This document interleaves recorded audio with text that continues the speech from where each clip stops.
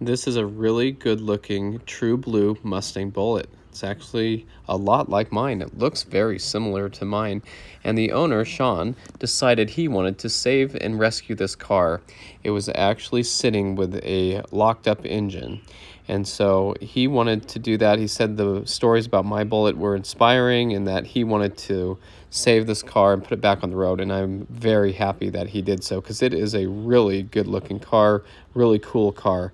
It's number 2115 out of the 5582 produced and one of the 722 true blue Bullets for that year. So very good looking car, very rare.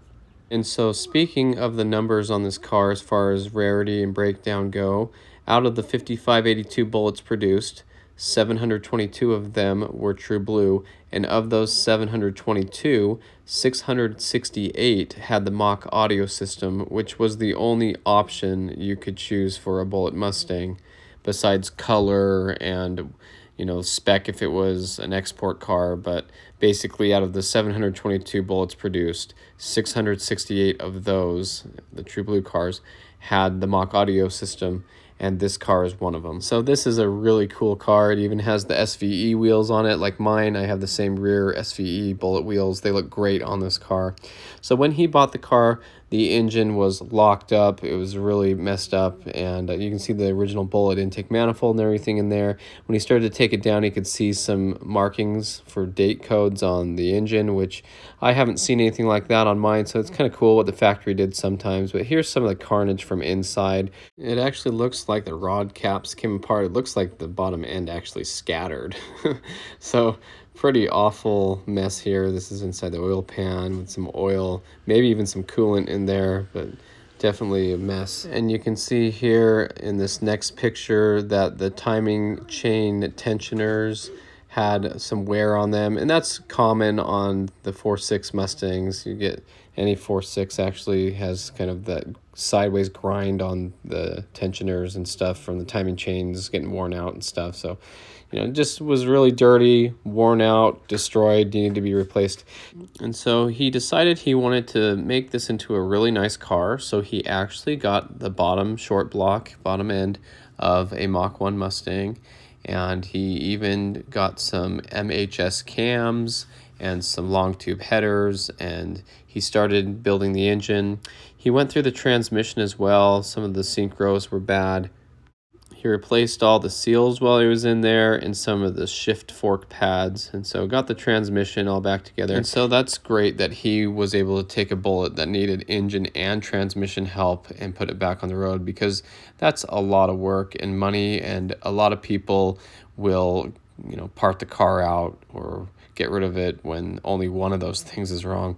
So here's a nice look at those trick flow heads, and so those are pretty pricey, and it's a nice upgrade, sticking with the 2-valve platform and the Bullitt intake manifold and everything. So here's timing cover getting cleaned up, and then when it was all back together and painted, it looked really nice. So you can see the valve covers painted as well. So we got this beautiful new engine ready to go back in the Bullitt, and that's looking really good. It's a very nice picture there of the Bullitt and the new engine ready to be dropped in.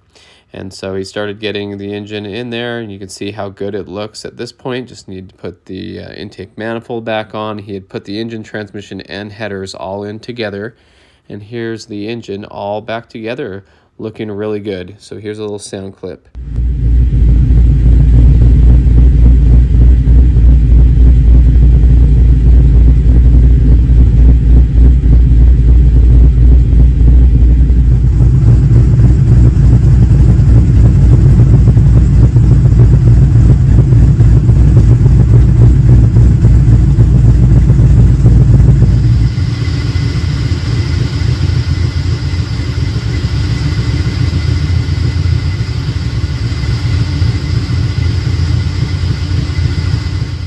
So he was having a problem with the brake lights working, and he was able to track it down to one of the connectors, and you can see how messed up the connector was. And so he was ready to just go ahead and bypass the connector and just have the wires soldered straight through.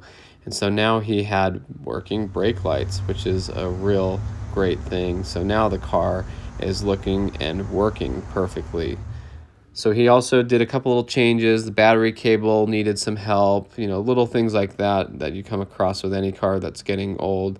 So here's a look at the new battery cable.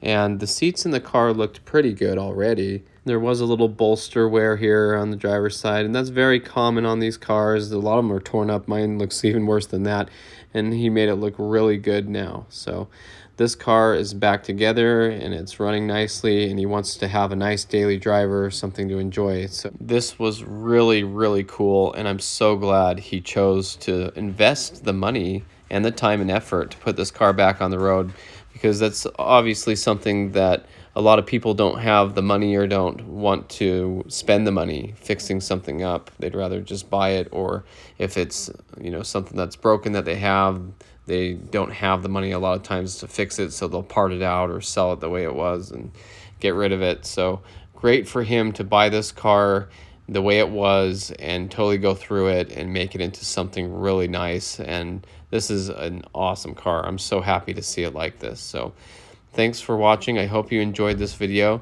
Stay tuned for more Mustang content.